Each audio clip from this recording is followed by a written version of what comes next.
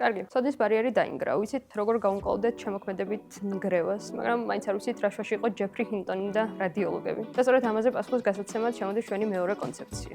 ჯერ კიდევ 1865 წელს უილიამ სტენლი ჯემონსმა შეამჩნია, რომ ორთქლის მანქანები რაც უფრო ეფექტურები ხდებოდნენ, მით უფრო ნაკლებ ნახშირს მოიხმარდნენ. და რას გვეუბნება ჩვენი ლოგიკა? შესაბამისად, უნდა შემცირებულიყო მოთხოვნა ნახშირზეც. მაგრამ აღმოჩნდა პირიქით. ნახშირზე მოთხოვნა გაიზარდა. რადგან ძრავები გაიაფთდა და ძრავების ეფექტურობა გაიზარდა, ახალმა ინდუსტრიამ დაიწყეს ორთქლის მანქანების გამოყენება. შესაბამისად, ნახშირზე მოთხოვნაც გაიზარდა. სწორედ ეს არის ჯემონსის პარადოქსი. ანუ თუ მცირდება ხარჯი, იზრდება ეფექტურობა, შესაბამისად იზრდება მოთხოვნაც. ამ პარადოქსის უფრო თანამედროვეობაში გადმოთარგმნას შეგვიძლია. აი მაგალითად, როდესაც Excel-ი გამოიგონეს, ყველას ეგონა, რომ ბუღალტერი აღარ იარსებებდა. მაგრამ რეალობა შემდეგია. რადგან შემცირდა გამოთვლითი რესურსის ხარჯი, გაიზარდა მოთხოვნაც ფინანსურ ანალიტიკაზე. და გამოდის, რომ AI მკვეთრად ამცირებს ინტელექტუალური შრომის ზღურულ დანახარჯს. და შესაბამისად, გარკვეულ პროდუქტებზე მოთხოვნაც გაიზრდება. აი მაგალითად, რო ავიღოთ მცირე ბიზნესი, რომელსაც ძალიან სჭირდება ფინანსური ანალიტიკა და პროგნოზირება. თუმცა ამგვარ პროდუქტზე ხარჯის გაწევა მცირე ბიზნესისთვის ძალიან არაგონიურული იქნება. აი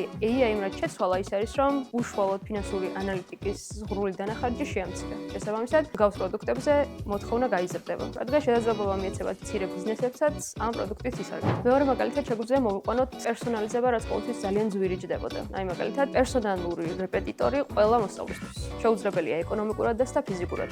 არც ამდენი მასწავლებელი ყავს და არც ამდენი ფული გვაქვს. თუმცა AI-მ ეს მოიტანა. შესაძლებელია ცოდნის პერსონალიზება. რაც გულისხმობს იმას, რომ ქმნით პროდუქტებს, რომელიც მასობრივია და ამავდროულად ინდივიდუალურია. ეს გულისხმობს იმას, რომ ქმნით ეკონომიკის ახალ შრეს.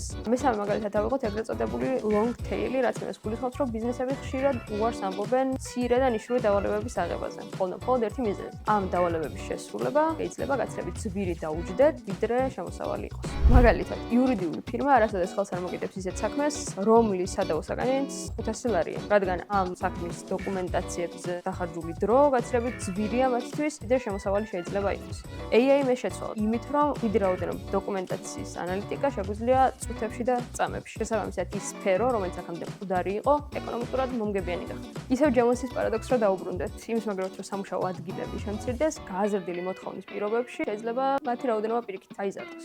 თუმცა ცვლილება, რომელსაც AI თერმინოლოგიურად მოიტანს, არის ის, რომ შემცირდება რუტინული როლების რაოდენობა და გაიზრდება მოთხოვნა უფრო ფართო კონტექსტის მქონე როლებს. ანუ დაგვჭირდება ადამიანები ანალიტიკური აზროვნებით, რომელთაც შეუძლიათ მიიღონ გადაწყვეტილებები და მართონ სისტემები. რომ შევაჯამოთ ერთი ძალიან კარგი მაგალითია ანტიკური საბერძნეთიდან, სადაც სიტყვა სკოლეს იყენებდნენ. სკოლედან მომდინარეობს მაგალითად დღევანდელი სიტყვა სკოლა, თუმცა ანტიკური ბერძნებისთვის მას სულ სხვა მოცალეობის მნიშვნელობა ჰქონდა. ხოლო არისტოტელესთვის მოცალეობას კი ის მნიშვნელობა ჰქონდა, რომ შეგეძლო ჰქონოდა დრო ჭვრეტისთვის და თვით განვითარებისთვის. AI-მ მოგვცა ორივე. მოცალეობა, ანუ დრო განვითარებისთვის და თავადვე არის ამ განვითარების და ცოდნის წყაროც.